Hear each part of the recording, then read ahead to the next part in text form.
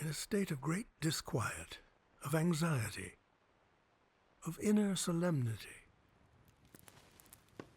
Each word becoming dense, too dense to be uttered from now on, word complete in itself, word in a nest, while the noise of the wood fire in the fireplace becomes the only presence, becomes important, troubling and strange in its movements. Shivers, shivers, gnawings, as if there were an opening which would be a gathering, which would be a world, which would be that something might happen, that a world of things may happen, that there is a crowd, a swarming of what is possible, that all the possibilities are seized with pricklings, that the person I vaguely hear walking outside might ring the bell, might enter, might set the place on fire, might climb up to the roof, might throw themselves howling onto the pavement of the courtyard. Might is what counts, this prodigious burst of possibilities, which have become enormous and continue to multiply. Beginnings of inner visions, suddenly, but first preceded by a vanguard word, a courier word, preceded by the word blinding. Suddenly, a knife, 1,000 knives, 1,000 dazzling scythes of light, scythes set in flashes of lightning, immense, made to cut down whole forests, splitting space open from top to bottom with gigantic, miraculously swift strokes. The Himalayas spring up abruptly, terribly high, higher than the highest mountain, terribly low, jagged but false peaks, diagrams of mountains, though no less high for all that. Inordinate triangles with angles ever more acute, to the very edge of space. Inept but immense, excruciating journeys. And white appears.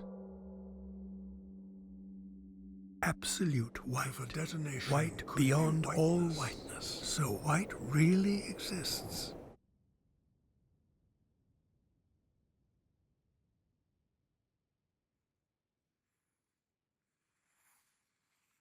On the edge of a tropical ocean, no salt, in 1,000 reflections of the silver light of an invisible moon, breeze, with no respite, among undulations of restless waters, ceaselessly changing, slashed to pieces by reflection, the thousands upon thousands of rustlings were my own 1,000 shatterings.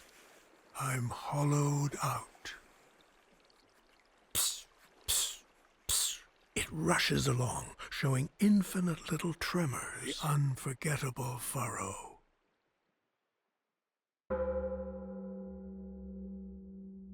What? Past noon already? Is it possible? And I haven't seen any colors yet, real ones, brilliant ones.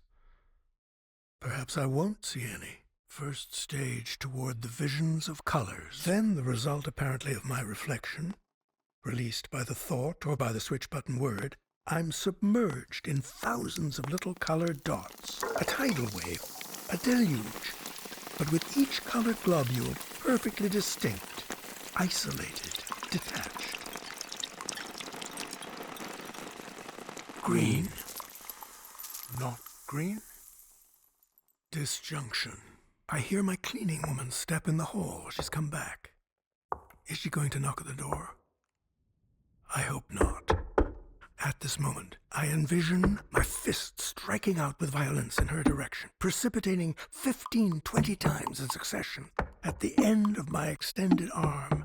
Long, an arm 3 meters long, a skinny arm, and unrecognizable like my childish fist. Anger? But I feel none.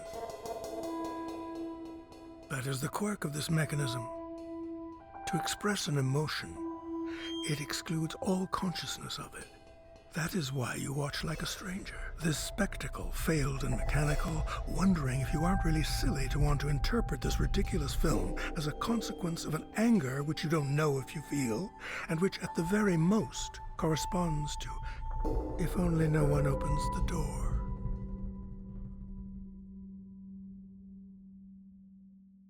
Grotesque, the ensnaring word, intolerable. Why did I think of it? Why did such a word occur to me?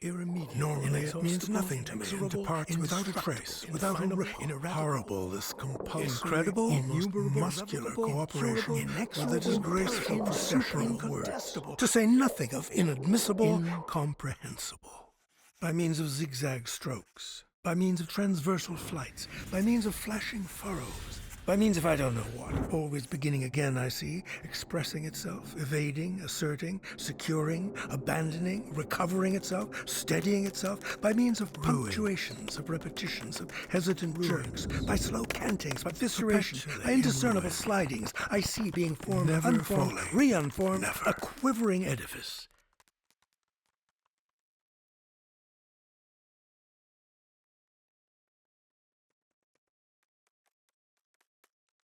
From island to island, greater and greater, slowing down, softening too, last signs of speed. For the first time, a face appears, if it is a face. 200 or 300 alternate rows of eyes and lips. Lips, that is, lips, lips, lips, lips, lips, lips, and eyes, eyes, eyes, eyes, composed this face, which kept gliding ceaselessly top to bottom, the immense conveyor belt of faces.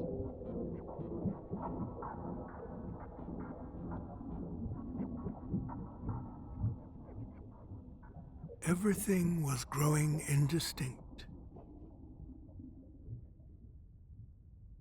The Anapodokotolotopatnodrome was about to close.